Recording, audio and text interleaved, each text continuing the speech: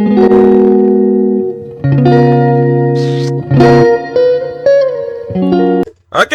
I beg your pardon? Hey, welcome.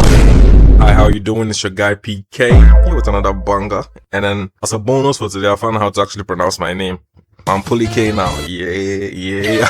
Alright, so let's get down to business. So I've been in my past previous videos. Again, sorry I didn't post for the last 2 weeks or so. Yeah, I've been trying to get a new mic so that my recording will sound more crispy. Can you hear the difference? Can you hear the difference? Can you hear the difference? Can you hear the difference? I hope so, because it cost me a pretty penny. So yeah, back to what I was saying. I've been name dropping this relationship for like 3 videos now. Just more hints like, yeah, it's because of this relationship where I'm broke. Yeah, my relationship was worse than his. I've just been saying some things here and there and just leaving it like that, like the mysterious bastard I am. But then today I'm actually going to explain the relationship, one of my relationships. So far till now, I think I've been in about 19 relationships. Yeah, I know your boy's a player, but then for most of those 19 relationships, they happened when I was young. So the most I ever did was holding hands. Yeah, that's for another day, another topic, another discussion. Let's get right into this. So this story is about one of those relationships. If there's one advice I can give you as someone that has involved himself with multiple long distance relationships, is don't involve yourself in a long distance relationship. It will find a way of biting you in the ass. So yeah, as I was saying, let's go back to when I was in junior high school, not senior high school, junior high school.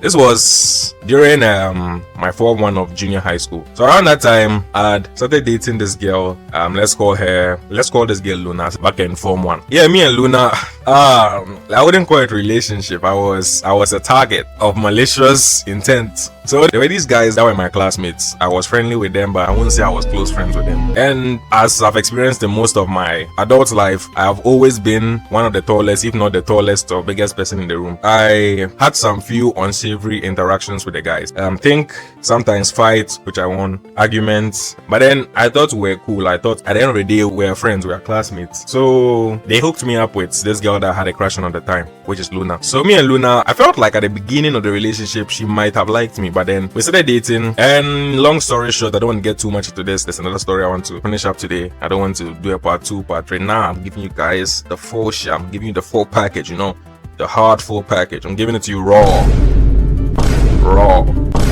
I'm giving it to you raw. Yeah, so again, I'm a big guy and I had anger issues at the time, but I was still a very sensitive guy. I was the type of guy to cry. And this humiliation ritual went on for like 5 concurrent relationships with her. Like we dated, broke up, dated, broke up, dated, broke up. One time she broke up with me for a chewing gum.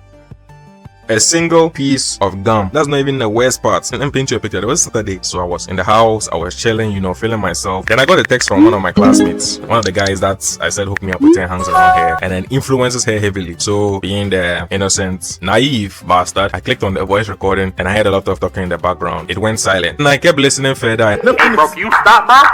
Can you stop calling? Can you stop calling, little bro? Like, you being mad disrespectful right now, bro. You interrupting the performance.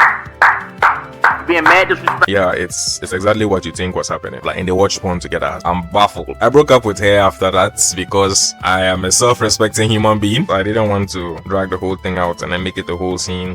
We're in a Christian school, or at least what was supposed to be a Christian school. From what was happening in that school, we are the furthest thing from a Christian school. So yeah, after that breakup, yeah, your boy, you know, did the usual something, you know, entered my room, turned on the stereo system, and then I had these curtains that absolutely blocked out all the lights. So like, quick pause for a bit. For those of you that you form a whole concept around relationships and then what relationship should be, yeah, you better fucking destroy that shit now. Like, you better, if you haven't entered a relationship yet and you are planning on what the relationship is going to be like, yeah, you better put a pin in that right now. It's never going to work out the way you think it is. In fact, I actually think at this point in your lives, like from 15 to I think 24, there's you shouldn't be focused on relationship. Like, I've realized with myself, when I get into relationships, I'm very compliant. Like, I'm satisfied with where I am. When I get into a relationship is good, person I'm with loves me because I've actually had decent relationship. I actually kind of fuck with the fact that I haven't been able to find the one yet. I mean, there are people that probably could have been the one, and I'm going to tell you about them. But then honestly, there's just some unfiltered, unprompted, unconsensual advice. Yeah, so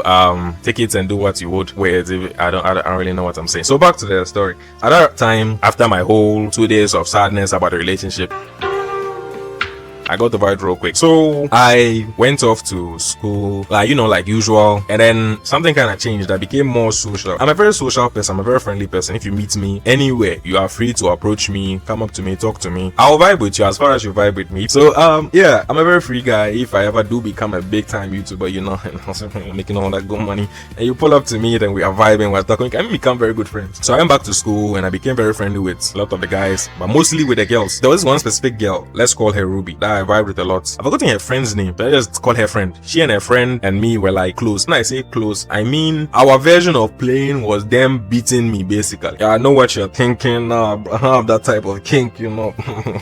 At least I think I don't.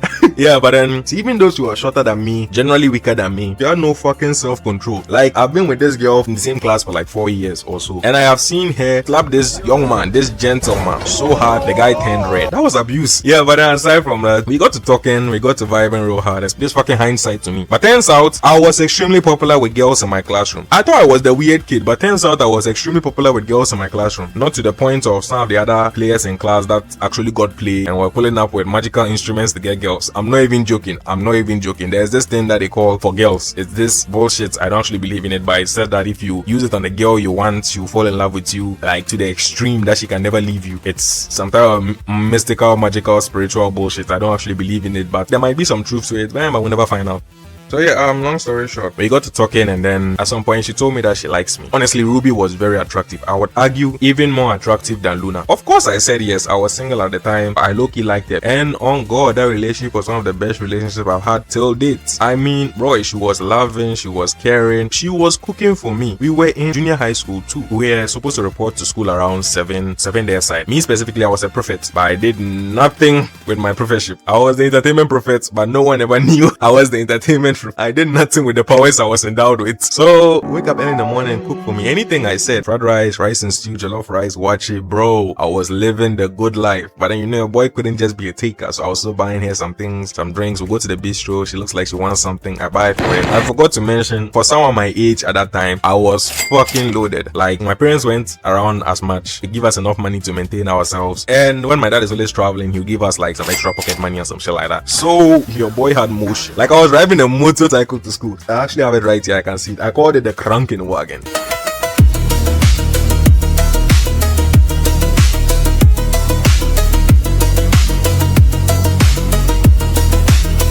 I got the Krankenwagen because it's tried to kill me 3 times. I fell off the motor like 3 times in like 3 accidents. But then I'm still here. The motor is still here. So the Krankenwagen. So it has a problem with its engine right now, so I can't turn it on. But if I turn it on, it's an Apsonic motor. I'm not sure specifically the motor, but it's an Apsonic motor. The headlights are a bit broken. It's a bit dented because of, you know, the accident. Yeah, all this to say, your boy had motion. Like, he had that locomotion, my nigga. Like, I enjoyed this relationship for like 2 months or a month and some few weeks. During the time of this relationship going on, my popularity with the opposite sex kept rising again, weirdly enough, because to me, in my mind, I was the weird kid, so it was kind of baffling. So I got very friendly with a lot of girls, specifically this girl, let's call her Tracy. Let's say Tracy. Me and Tracy were desk mates. Like, she was in front of me, I was behind her in the sitting arrangement, and my girlfriend at the time, Ruby, was to my left, one lane to my left. So I was still very close to her. We could talk. Sometimes I'll take my chair, go there, then we'll talk. Your boy got to sleep on her laps once.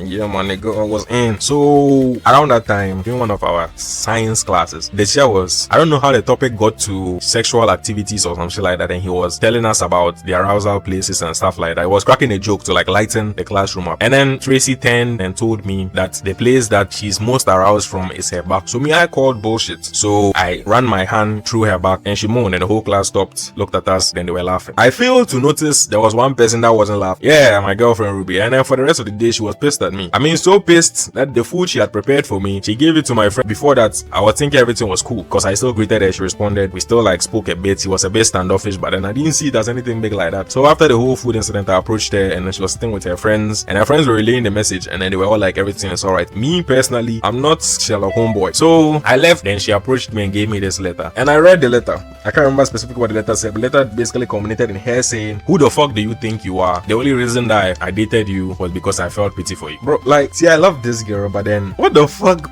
Why? Who that? If I have done something that you find offensive or you're hurt about, come and talk to me about it. Don't pull this bull, like, bro. So yeah, as you can guess, that shit didn't fly with me. I felt this, like several thoughts went through my mind. Like, first off, I didn't know what, like, how was I feeling myself? Yeah, I did a reasonable thing and went to speak to her about it, and she said she meant everything she wrote in the letter, and then she told me to decide on our fate. So your boy wanted to be all diplomatic, like, told her that at this point in time, it seems like we are two different people trying to figure out where we stand with each other. Yeah, I was very philosophic even in that age. So I told her, let's take a break for now, and later on we'll review and see whether the relationship works for us. Then we left it at that, and your boy walked away and went home. Rode my motorcycle like a boss. Sat down on my couch, then just decompressed. And you would think, since I was the one that said we are on a break, I would adhere to that and hope. Nah, I got even more friendly with girls, and that pissed her off, and then I guess our relationship officially ended. But yeah, technically I didn't cheat on her, but then in the second version of our relationship, she certainly cheated on me. Let me just quickly hit that out the park so that I don't need to come back to that later. You know, I don't want to hook you guys to the part 2. Or will I? No, I won't. Or will I? Nah, seriously, I won't. Or will I? Nah. Yeah, I'm going to hook you with the part 2.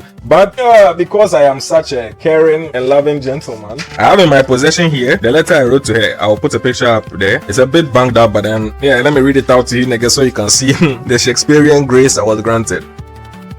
Hey there, Ruby. It's been a while. Do you remember me?